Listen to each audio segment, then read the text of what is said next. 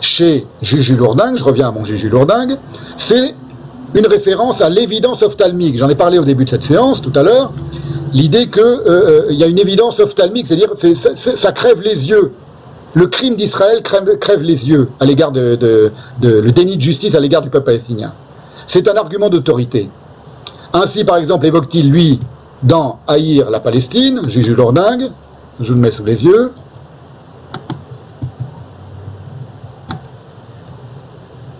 ce qu'il appelle les blancs. Alors, comme il écrit en inclusif, c'est les blancs, c'est imprononçable, évidemment. Les petits blancs, dit-il même, du capitalisme tardif. Vous voyez ? Et il a un problème avec des choses qui sont manifestes aux yeux et qui, selon lui, sont des preuves de ce que l'on doit penser de ces gens-là. Il parle de la petite vie de blanc du capitalisme tardif. Tandis qu'il considère, je réponds dans mon texte, hein, je vous épargne ma longue réponse, cette imbécilité, une imbécilité pareille, comme si avec les blancs qui étaient capitalistes, comme si les non-blancs, les autres couleurs de peau n'étaient pas capitalistes, n'étaient pas les mêmes esclaves du capitalisme tardif. Donc c'est vraiment ridicule, c'est des propos d'abrutis complets, idéologues, militants, propagandistes. Tandis qu'il considère les images CNNisées du conflit israélo-palestinien comme des preuves d'évidence de la malfaisance sioniste. Il dit, par exemple, le monde entier a pu voir la police israélienne malmener le cercueil de Shirin Abu Akleh, par exemple. Ou pire encore, il dit, est palestinien nienne, toute personne que l'État d'Israël nomme arabe pour effacer le nom que porte son crime aux yeux du monde. Il y a donc, selon lui, un crime aux yeux du monde, un crime de l'État d'Israël aux yeux du monde, qui est manifeste et qui est un crime d'effacement. Encore, il revient sur l'effacement, qui consiste à substituer à un nom, le nom arabe, à un autre nom, le nom palestinien, parce que le nom palestinien, d'après lui, désignerait à l'évidence l'essence du crime israélien consistant à avoir oblitéré la Palestine par la création d'Israël. Et ce que l'on remarque, lorsqu'il développe un peu cette idée complètement délirante, hein, vous comprenez, donc il dit, lorsque les Israéliens parlent d'Arabes israéliens, c'est un très beau mot, arabe, c'est pas les Juifs qui ont inventé ce mot, on parle des Arabes israéliens, c'est-à-dire les Israéliens, citoyens israéliens d'origine arabe, et pas d'origine européenne, ou d'origine juive, ou d'origine kurde, ou américaine, voilà. Eh bien lui, il dit, le mot arabe israélien, c'est un mot d'effacement pour effacer le mot palestinien. Et donc les Arabes israéliens doivent être renommés, rebaptisés des Palestiniens, ce sont les frères des Palestiniens de Cisjordanie, etc. Et il y a un crime d'effacement, tout ça, ça saute aux yeux. Vous voyez ? Le crime d'Israël aux yeux du monde. Effacer le crime d'Israël aux yeux du monde. Et voilà comment il exprime ces choses-là. Il revient sur la question des Blancs. Il est ironique, ce sont des êtres pacifiques par excellence, c'est ironique bien sûr.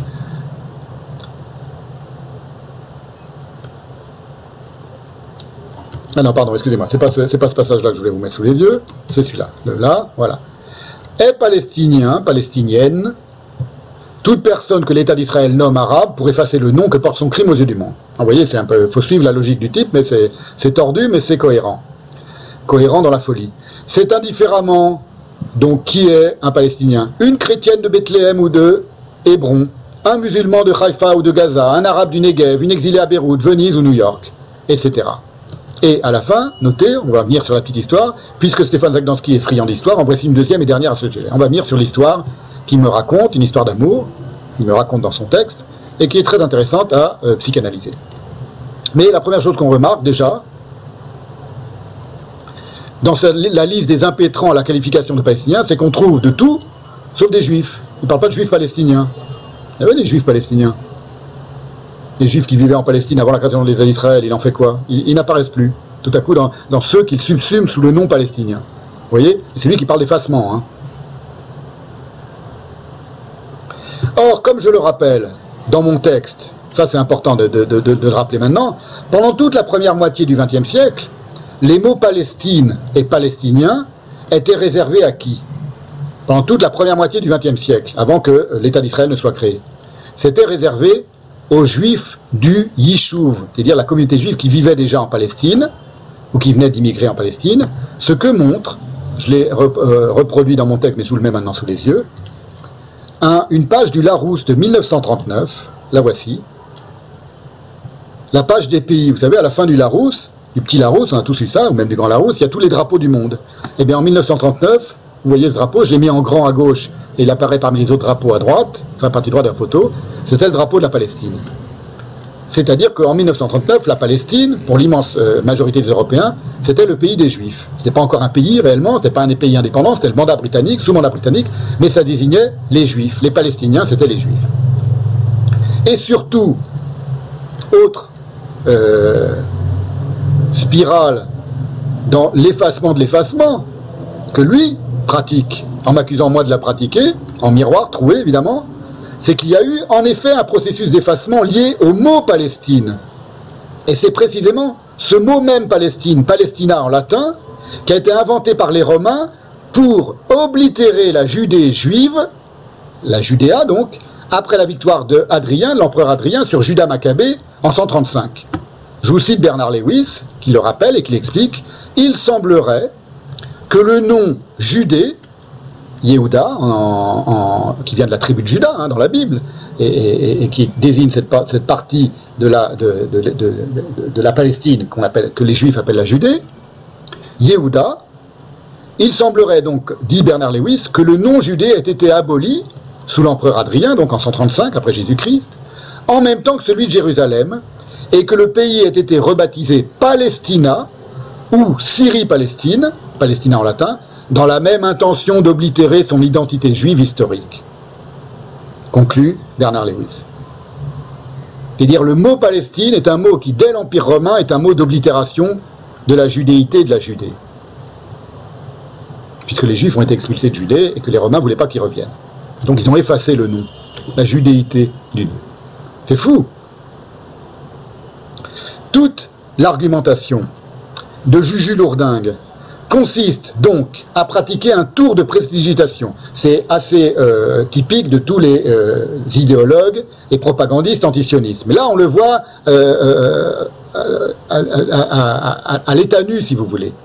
C'est rare de voir cette névrose-là exprimée de manière si candide et si naïve. Et attendez, c'est que le début, on va voir sa belle histoire d'amour. Il consiste donc à pratiquer un tour de prestidigitation par lequel l'évidence occultée devient, par sa trouée même, la preuve oculaire d'un effacement en miroir. C'est un processus aussi grossier que celui consistant à croire gommer la différenciation sexuelle par l'exhibition typographique, donc exclusivement oculaire, aux yeux du monde, comme il dit. L'écriture inclusive, c'est un phénomène oculaire uniquement, on la voit, mais on ne peut pas la prononcer. On ne peut même pas la penser. Elle est imprononçable et insignifiante en pensée comme à voix haute. L'exhibition typographique, donc, d'un refus de distinguer entre les sexes, leur mise en rapport à même la langue ayant sombré dans ce trou qui ne se montre que comme plénitude, ils pour dire ils et elles, celles pour dire ceux et celles ou celles et ceux, et tout le saupoudrage ridicule des points, des tirets et des consonnes redoublées qui composent l'affreuse écriture inclusive. Il y a donc bien un parallèle à faire entre le minable antisionisme militant qui relève du mot d'ordre spectaculaire, au sens où, ne supportant pas l'ambiguïté existentielle qui définit tout groupe humain, l'équivoque, comme disait Lacan, il décide de réétiqueter tout un chacun, qui sont les sionistes, qui sont les palestiniens, qui sont les juifs, réels ou supposés, celles qu'on appelle communément les juifs, etc. Tout ça, ce sont des fragments de son texte, selon des critères dont la valeur ne tient qu'à se donner à voir. Exactement comme la pratique maniaque de l'écriture inclusive s'imagine qu'on règle toutes les tares du patriarcat et de la phallocratie en donnant à voir une orthographe imprononçable, littéralement débile de confusionnisme, insignifiant, excluant cette orthographe inclusive toute possibilité d'altérité et de jeu entre les mots, les phrases, les lignes et les êtres auxquels ils se rapportent, par un subterfuge extirpé de quelques cervelles du MIT, gavé de néo-linguisticaillerie nord-américaine. J'en parle dans mon texte, je ne développe pas ici. Il y a un rapport entre l'invention de l'écriture inclusive et la cybernétique. Made in MIT. Mais j'en parle pas maintenant. Ce travers puéril ressemble à un morbide jeu d'enfant où l'on s'imagine devenir invisible au regard en cachant ses yeux derrière sa main, comme un tout petit enfant. Il s'imagine que lorsqu'il se cache les yeux, il devient lui-même invisible.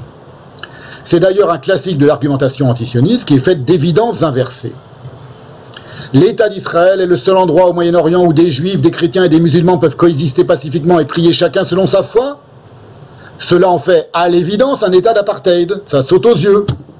La bande de Gaza a été vidée de ses colonies juives et rendue intégralement à l'autorité palestinienne, qui en a aussitôt perdu la mainmise au profit du seul Hamas.